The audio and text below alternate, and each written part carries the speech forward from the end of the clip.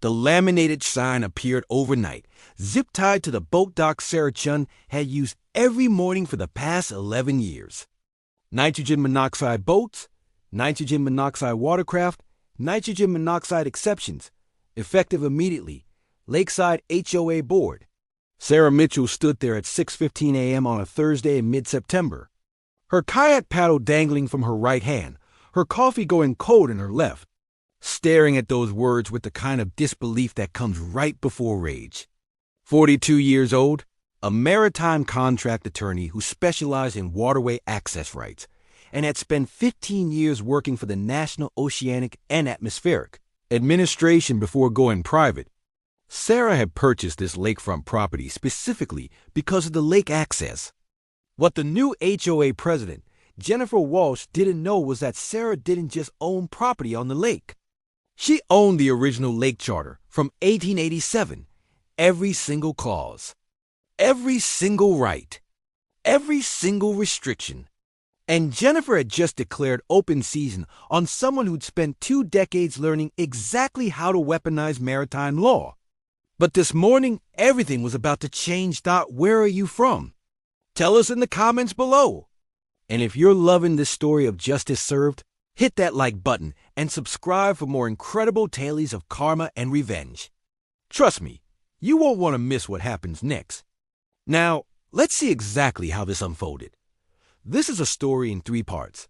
The violation that pushed a good person too far, the confrontation where power shifted completely, and the resolution where justice was finally served in the most satisfying way imaginable. The first part takes U.S. through Sarah's 11-year relationship with Cedar Lake, a private spring-fed body of water that had been her sanctuary since she moved to the development after her divorce. She'd wake before dawn to kayak across the glassy water, finding peace in the rhythm of her paddle strokes and the silence broken only by diving loons.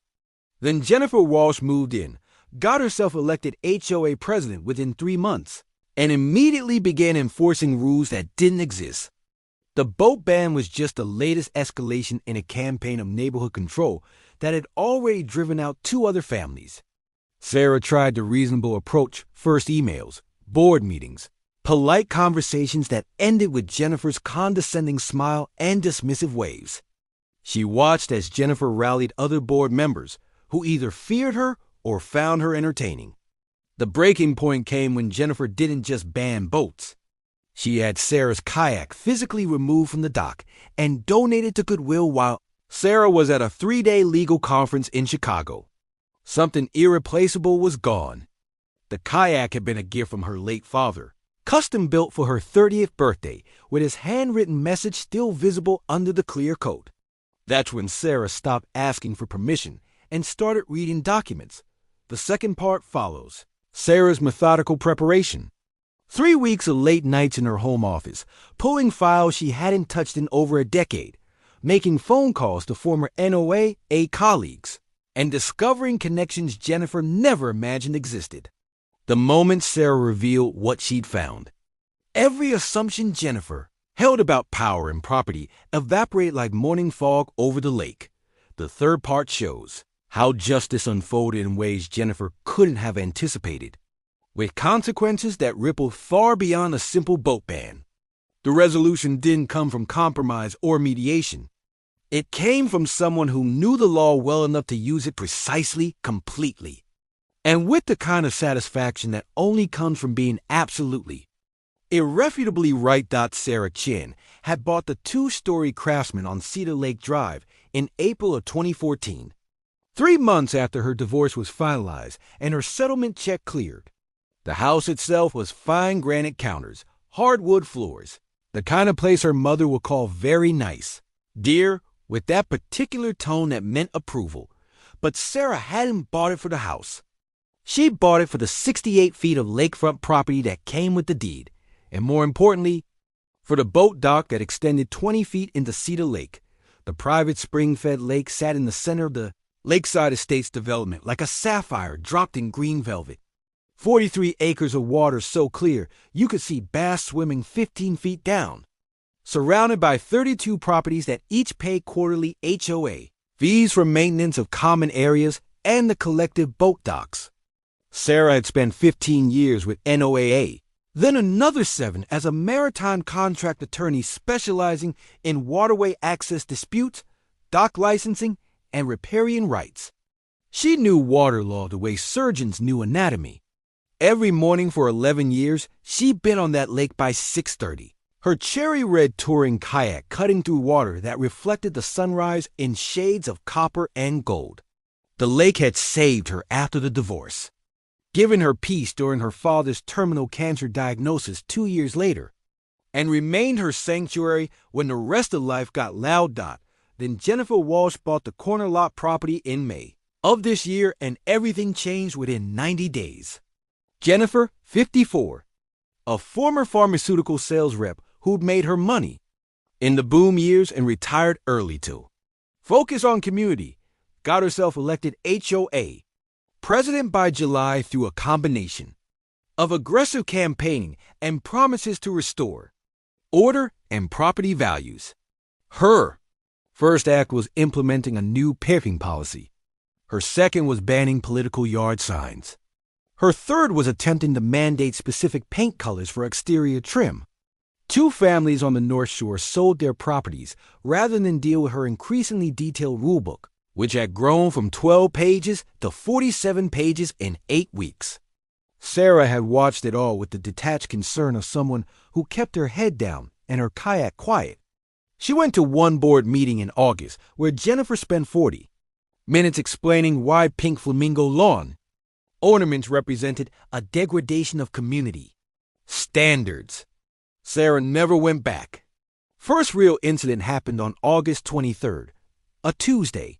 Sarah returned from a morning paddle to find a notice zip-tied to her dock post. Please remove all watercraft from common area docks by 5 p.m. each day. No overnight storage permitted. Sarah read it twice. Checked the original HOA bylaws she'd received at closing, which said nothing about daily removal, and sent the polite email to the board asking for clarification. Jennifer's response came back within an hour. The board has determined that overnight watercraft storage presents liability concerns. Please comply immediately. Sarah complied, hauling her 40-pound kayak up to her garage each evening, which meant carrying it down a gravel path and across her lawn every morning. Her back started aching by day 4. She said nothing. On September 3rd, Labor Day weekend, Sarah woke to find another notice, this one professionally printed on HOA letterhead. Effective September 15th, all watercraft must be removed from lake property during weekdays Monday through Thursday. Weekend use only. This made no sense.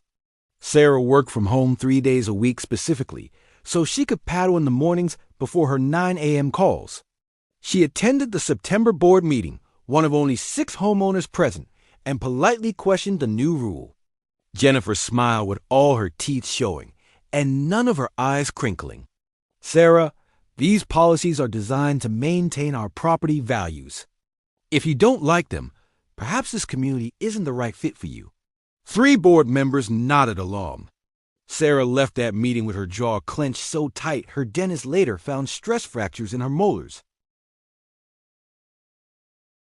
Then came the Thursday morning in mid-September when Sarah walked down to her dock and found the new sign, the one that ended everything.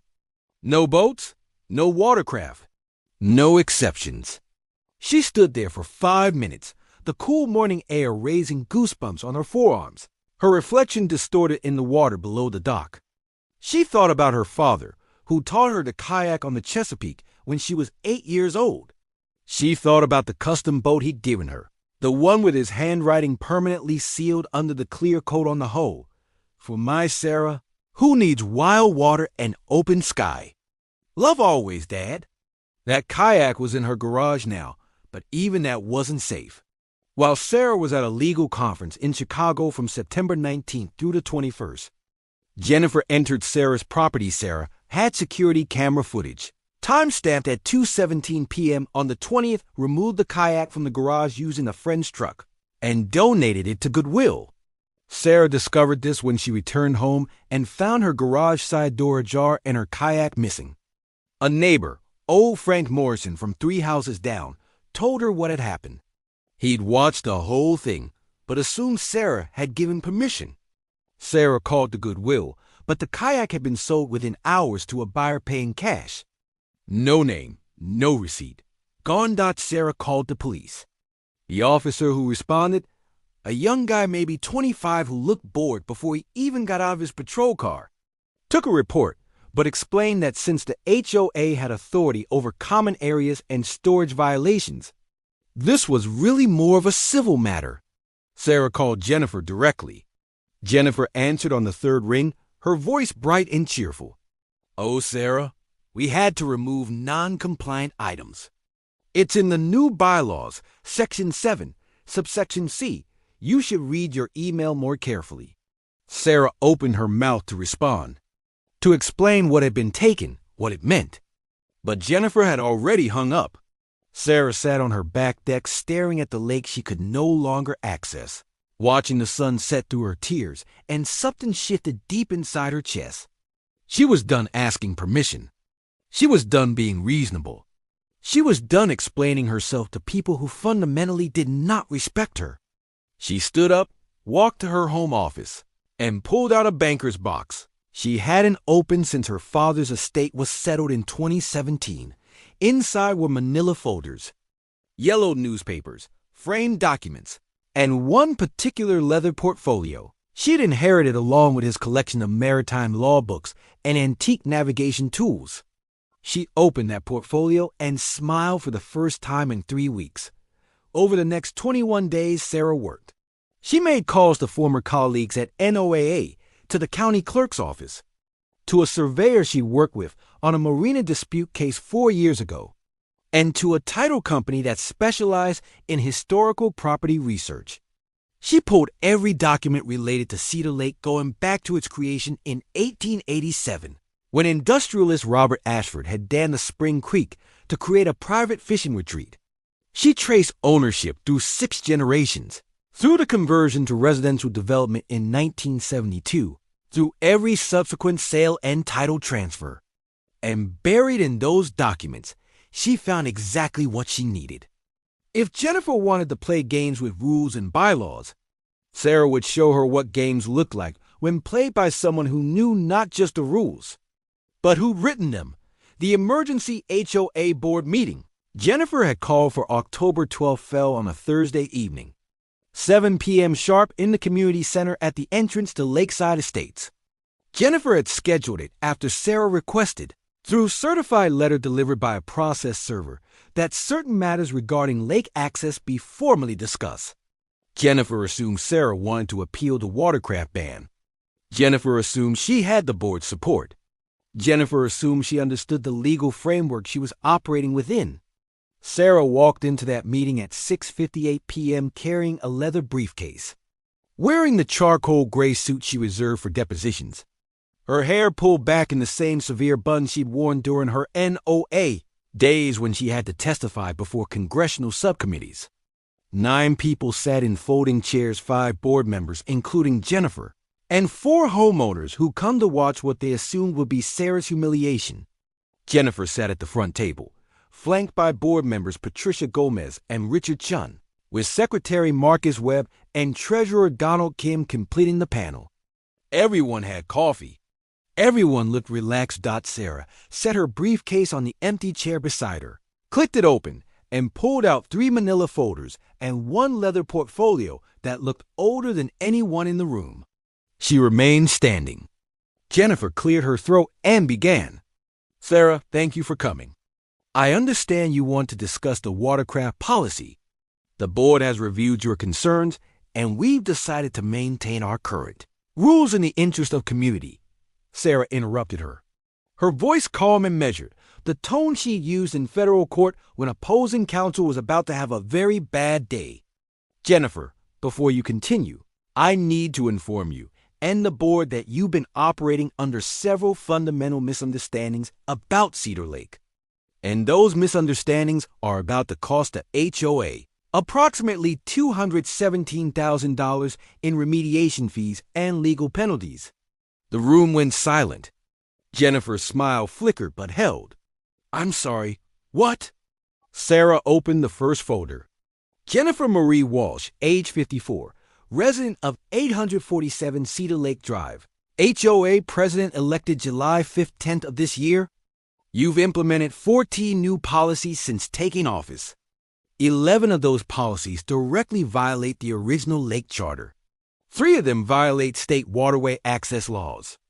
And one of them, the watercraft ban, constitutes illegal interference with established riparian rights in violation of State Code Section 442.17, which carries civil penalties of up to $50,000 per violation per affected party. Sarah let that settle for exactly 3 seconds. There are 32 waterfront properties. That's $1.6 million in potential penalties. But we'll get to that. Jennifer's face had gone pale, but she rallied, leaning forward. The board has the authority to. Sarah opened the second folder. Patricia Ann Gomez, board member. 923 Cedar Lake Drive. Richard Chun, board member. 1045 Cedar Lake Drive. Marcus Anthony Webb. 756 Cedar Lake Drive. Donald Kim. 1123 Cedar Lake Drive. You all voted to approve Jennifer's watercraft ban on September 10th. You all received copies of the LOA bylaws when you joined the board. Did any of you actually read the original lake charter that's referenced in Article 2, Section 8 of those bylaws? The section that explicitly states all subsequent rules and regulations must conform to the original Cedar Lake Charter of 1887 as amended in 1972 during the conversion to residential development. No one answered. Marcus Webb wouldn't meet her eyes. Patricia started flipping through a folder in front of her. Sarah continued, "Because I have. I've read every page. I've had 3 separate maritime attorneys review it. I've had the county clerk verify its legal standing. And I've had a surveyor confirm the boundary markers. And here's what you need to understand." Sarah opened the leather portfolio and removed a document encased in protective archival plastic, yellowed with age but perfectly preserved. She held it up so everyone could see the ornate calligraphy and official seal. This is the original Cedar Lake Charter, signed October 3rd, 1887, by Robert Ashford when he created the lake. It establishes in perpetuity certain rights and restrictions. Section 4, Paragraph 2 states that all riparian property shall maintain unrestricted access to watercraft launching and storage. Said rights to be preserved in perpetuity and not subject to alteration by any future governing body or property association. That clause survived a 1972 conversion to residential development. It's encoded in every single property deed in this development, including yours, Jennifer. It's in mine. It's legally binding. And you violated it. Jennifer had stopped smiling entirely. That can't be. We have the authority to. Sarah pulled out the third folder. You have authority over common areas like roads and landscaping. You have authority over architectural guidelines within reason. You do not have authority over water access rights that predate the HOA's existence by 85 years. And here's the part that's going to hurt. She removed a document with a blue legal backing. This is my property deed recorded April 2014. Standard deed, right? Except for one clause on page 7 that apparently no one at the title company flagged because it seemed like historical trivia. My property includes language from a 1972 subdivision amendment that assigned primary charter stewardship responsibility to Lot 17, my lot, due to its position on the original dam site. That language makes me the legal charter steward, which means I'm not just a property owner with riparian rights. I'm the person who holds enforcement authority over the charter itself. I can't change it, but I can enforce it against anyone who violates it, including this board. The room had gone completely silent. Donald Kim spoke for the first time, his voice barely above a whisper. "What does that mean?" Sarah smiled, and it wasn't pleasant. "It means that when Jennifer entered my property and removed my kayak, she didn't just commit trespassing and theft. She violated the charter by interfering with my water access rights. That triggers mandatory remediation under the 1972 amendment. The HOA owes me replacement value for the kayak, which was custom built and has appreciated to approximately $12,000 in current market value for comparable vintage custom boats. The HOA owes me civil penalties under State Code 442.17 for the watercraft ban, which is $50,000. And because the violation was willful and documented, I have security footage, Jennifer. Time-stamped the charter requires the HOA to pay for a complete water quality assessment, dock safety inspection, and riparian boundary survey. Those services from certified vendors cost approximately $155,000. Total damages, $217,000. The HOA's annual budget is $93,000. Jennifer shot to her feet. You can't do this. This is insane. We'll fight this. Sarah's voice didn't change. You can fight it. You'll lose. I've already filed the enforcement action with the county. It's public record as of this morning. I've also notified the state Environmental Protection Agency that the HOA has been interfering with established waterway access, which triggers a separate regulatory review. And I've sent notice to every property owner in the development explaining that their riparian rights are being violated and offering to represent them collectively if they choose to join the action. 17 homeowners have already responded. That brings potential penalties into the multi-million-dollar range. Patricia had her phone out, frantically typing. Richard sat with his head in his hands. Jennifer's voice had gone shrill. You're destroying the HOA over a stupid boat. Sarah's composure finally cracked, just enough to let real anger show through. No, Jennifer. You destroyed my property over your ego. You took something irreplaceable because you wanted to prove you had power.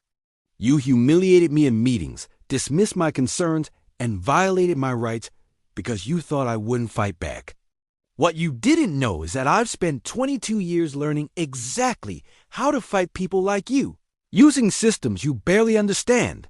Sarah closed her folders and put them back in her briefcase. Here's what happens next. The board has 72 hours to respond to my enforcement action. You can accept the judgment and begin payment arrangements the charter allows for installment plans over 5 years. Or you can fight in court, which will cost you an additional $100,000 in legal fees and take 2 years, during which I'll make sure every potential buyer knows this development is in active litigation over water rights violations. Property values will crater. Current owners will blame the board. You'll be recalled within 6 months. Jennifer was shaking. Whether from rage or fear, Sarah couldn't tell. There has to be another option. Sarah picked up her briefcase. There is. You resign as president tonight.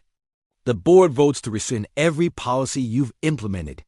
The HOA issues a formal apology and pays me $12,000 for the kayak. I withdraw the enforcement action. The state review gets closed as resolved. And we all move on. She paused at the door. You have until 5 p.m. tomorrow. After that, the offer expires and we proceed with full litigation. Oh, and Jennifer? If you ever set foot on my property again, I'll have you arrested. The sheriff's department already has copies of the security footage showing you trespassing.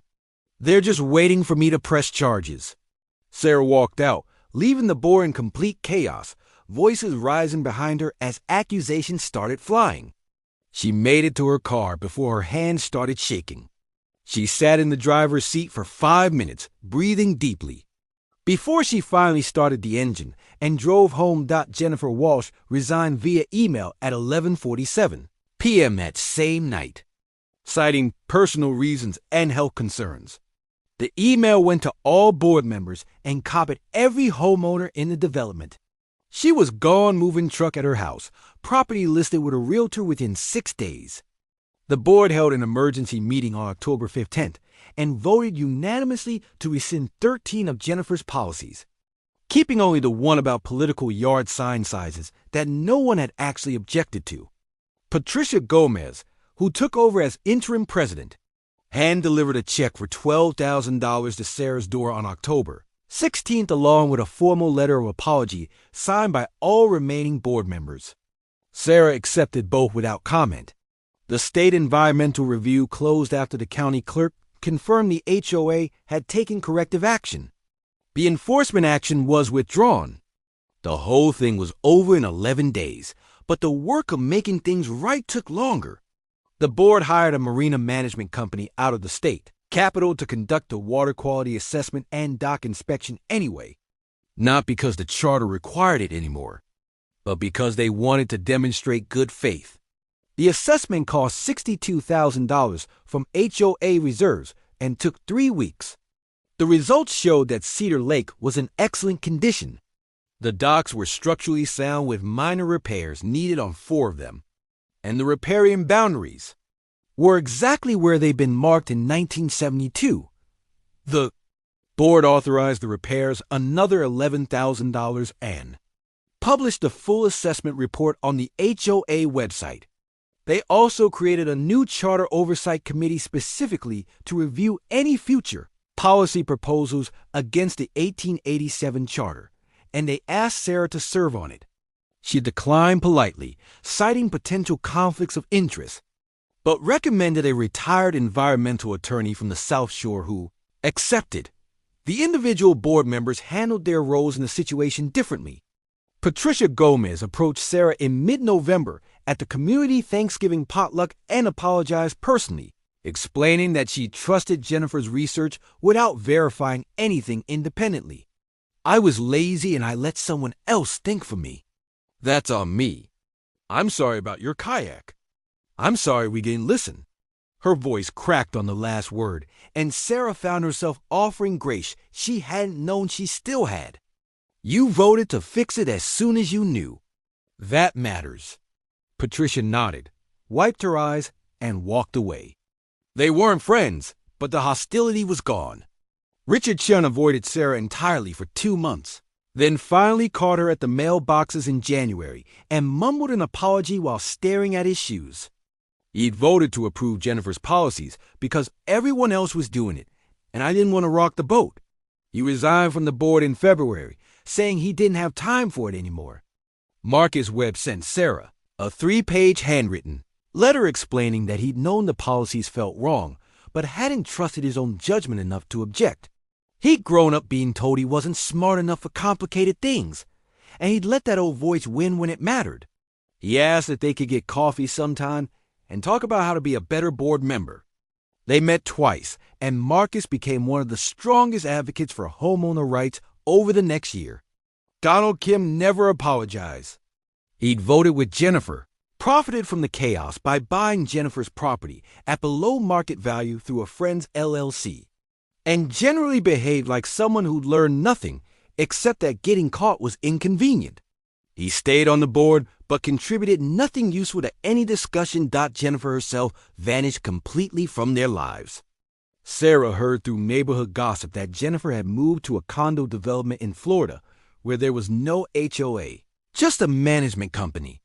Someone said she started a blog about HOA tyranny and homeowner rights, which struck Sarah as deeply ironic. Jennifer never apologized, never acknowledged what she'd taken or why it mattered, never demonstrated even the smallest understanding that her actions had harmed a real person. Sarah stopped checking after a while. Some people learn. Some people just move on to new victims. She'd done what she could to stop the harm here. The rest wasn't her responsibility. The kayak itself was never recovered. Sarah had searched for weeks, contacted every sporting goods store and outdoor recreation shop within 100 miles, and hired a private investigator who found nothing. The buyer who purchased it from Goodwill had paid cash, left no contact information, and vanished. After 3 months of dead ends, Sarah accepted it was gone. She commissioned a new custom kayak from a builder in Oregon who specialized in reproductions of classic designs. It cost $9,000 and took 4 months to complete. When it arrived in March, Cherry read like the original, but without her father's handwriting. Sarah took it to the lake on the first genuinely warm morning of spring. The water was still cold enough to make her breath visible, and the sun turned the surface into hammered gold. She paddled to the center of the lake, let the boat drift, and sat there for 20 minutes with her eyes closed, feeling the gentle rock of the water and listening to the silence, broken only by birdsong and the whisper of wind through new leaves. It wasn't the same boat. It would never be the same boat. But it was hers, purchased with money Jennifer's arrogance had paid for, and she was on her lake, exercising her rights in peace. That had to be enough. By late spring, normalcy had returned to lakeside estates. People used their boats again. The dock saw kayakers and fishermen, and the occasional small sailboat every morning and evening. The neighborhood kids jumped off the South Shore dock on hot afternoons like they'd done before Jennifer's reign. Property values stabilized and then began climbing again once word spread that the HOA had resolved its legal issues decisively. Sarah fell back into her rhythm up before dawn, on the water by 6:30, back home for coffee and emails by 8. Her work continued, her life continued, and the lake remained what it had always been, a source of peace in a world that too often forgot peace was possible. One afternoon in June, Sarah was working on her back deck when Frank Morrison from 3 houses down walked over, moving slowly in the way men in their 70s move when their knees have given up pretending. He sat in the chair Sarah offered and accepted the glass of iced tea she brought him. They talked about nothing for a while, the weather, the fishing, the new family that had moved into Jennifer's old place, and then Frank cleared his throat in that way that meant something real was coming. "I wanted to thank you," he said, not looking at her, watching a heron pick its way through the shallows, "for standing up when the rest of us didn't. I watched her take your boat, and I didn't say a word to stop it. I told myself it wasn't my business. I was wrong. You fought for all of us, not just yourself. So thank you." Sarah felt her throat tighten unexpectedly. "You told me what happened when I got back. That helped more than you know." Frank nodded slowly. Still should have stopped her in the moment. "But I'm glad someone around here knew how to fight the right way." They sat in comfortable silence after that. Two people who lived through something difficult and come out the other side different than they'd been before. That evening, Sarah took her new kayak out for a sunset paddle, something she rarely did because mornings were her time. But tonight the sky was putting on a show. Clouds lit from beneath in shades of amber and rose and deep purple, and she wanted to be on the water for it. She paddled slowly, in no hurry, watching the colors shift and deepen. Halfway across the lake, she stopped and let the boat drift, resting her paddle across her lap. The water was glass smooth, perfectly mirroring the sky, so it felt like floating in color, suspended between two worlds. A family of ducks paddled past, the ducklings nearly full-grown now, following their mother in a neat line. From somewhere on the North Shore came the sound of children laughing and a splash as someone jumped off a dock. The community was alive again, the way it should be. And Sarah had learned something she hadn't fully understood before, that sometimes justice doesn't come from being right. It comes from knowing exactly how right you are and having the documentation to prove it. Jennifer had power, confidence, and the support of people too tired or scared to question her. Sarah had 22 years of experience, a leather portfolio full of historical documents, and the patience to read every word of every clause until she found the truth. In the end, patience and precision beat bluster every time. As the sun finally sank below the tree line and the sky began its fade to twilight, Sarah turned her kayak toward home. She thought about her father, who taught her that wild water and open sky were necessities, not luxuries. She thought about the original boat, gone forever, but not forgotten. She thought about the new boat beneath her, earned through struggle and knowledge, and the willingness to fight when fighting was necessary. And she thought about the lake itself, 43 acres of clear water that had been here long before the houses, before the HOA, before Jennifer Walsh, and her laminated signs. The lake would be here long after all of them were gone, unchanged and unchanging, offering peace to whoever had the wisdom to accept it and the spine to defend their right to access it. Sarah paddled home through the gathering dark, her stroke steady and sure, and smiled with the quiet satisfaction of someone who knows they did everything right, even when doing it the hard way. Because justice, whether served through courts or charters, through public confrontation or private determination, is equally satisfying when you serve it yourself, on your own terms, with the law on your side and history in your hand, across the country in Boise, Idaho. 40-7-year-0 former FBI cybercrime specialist turned elementary school art teacher, Marcus Rivera, was setting up his classroom for parent-teacher conferences when the school principal walked in with a woman Marcus didn't recognize and a very serious expression. "Marcus, this is Mrs. Cynthia Blackwell. Her son is in your class and she's demanding you be removed from teaching effective immediately because you gave Tyler a B- on his pottery project." Marcus glanced at the woman, then back at the principal, his mind already running through the digital footprint he'd noticed when Tyler submitted his original artwork that had been traced from an online template. Mrs. Blackwell didn't know that Marcus hadn't just investigated cybercrime, he'd literally written the FBI training manual on digital evidence authentication when she threatened to ruin his career unless he changed the grade. Marcus smiled the same calm smile he'd worn in federal courtrooms and said quietly, "Ma'am, I'd actually love to discuss Tyler's work in detail. Let me pull up some comparative files." Mrs. Blackwell's confident expression wavered. "But that's a story for another time."